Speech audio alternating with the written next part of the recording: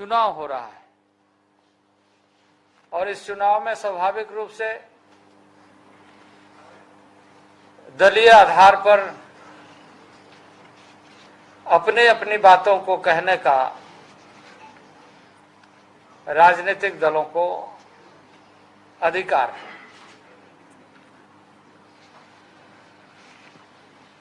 पर मैं इस अवसर पर यह निश्चित रूप से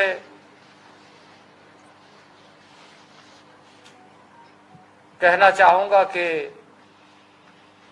75 वर्षों का आजादी का यह सफर में आदिवासी के साथ लंबे कालखंड तक देश में शासन करने वाले दल ने किस तरीके से व्यवहार किया, किस तरीके से उपेक्षित रखा और किस तरीके से यह कोशिश किया कि वह सिर्फ देश में सत्ता के लिए राजनीति और देश में सत्ता में कैसे बनी रहे इसके लिए हथकंडा अपनाना और इससे अधिक देशवासियों के लिए, न देश के लिए और न जनजाति समाज के लिए।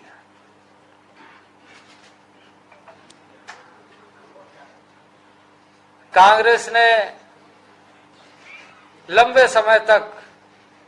देश के विभिन्न प्रांतों में भी और देश में भी काफी दिनों तक सरकारें बनाई, सरकारें चलाई। और यदि हम मध्य प्रदेश की बात करें तो मध्य प्रदेश, जैसे मैंने दोहराया कि यह ऐतिहासिक पृष्ठभूमि रखने वाला एक बहुत महत्वपूर्ण प्रदेश है, उसमें जनजाति आदिवासियों की संख्या देश में अन्य राज्यों के तुलना में सर्वाधिक है।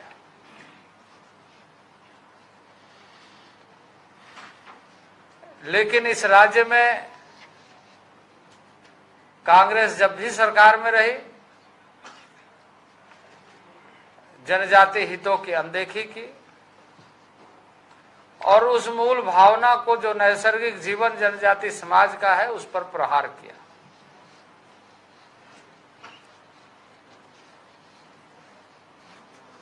और उसी प्रहार का नतीजा था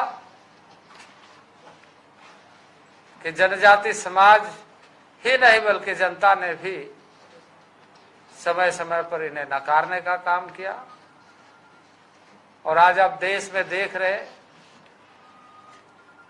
कि पिछले लंबे अरसे तक शासन करने के बाद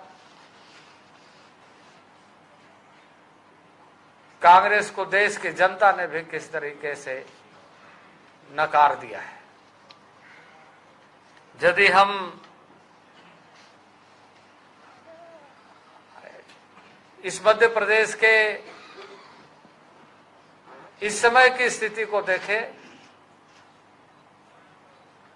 तो कांग्रेस अपने मैनिफेस्टो में या वचन पत्र में बहुत सारी बातों का उल्लेख किया है, बहुत सारी बातों को कहा है, लेकिन यदि उसे गौर से हम देखें तो ये सिर्फ एक छलावा, एक धोखा। और जिस तरीके से आजादी के बाद लंबे अरसे तक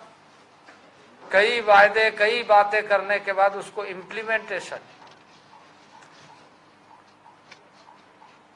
करने का जो दायित्व था उसे कभी पूरा नहीं किया। भारत सरकार के माध्यम से जो नीतियां बनाने की बात उन्होंने अपने समय में की थी उसका इम्प्लीमेंटेशन होने ही नहीं दिया।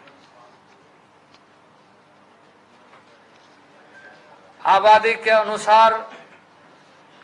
उपयोजनाएं बने, आबादी के अनुसार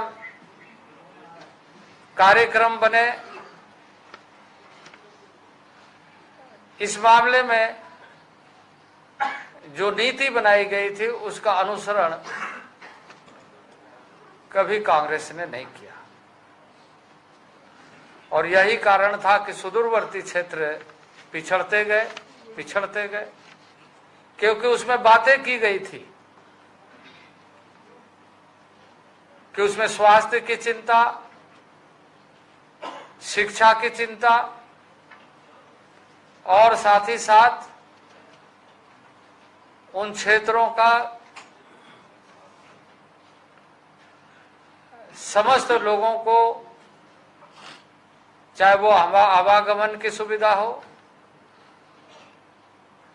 चाहे वो सिंचाई की सुविधा हो,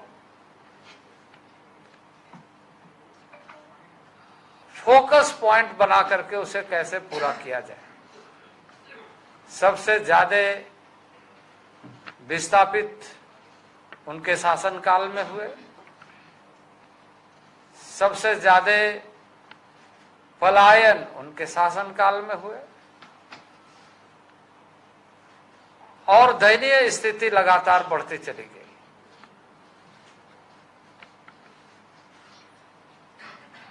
लंबे अरसे के बाद नरेंद्र भाई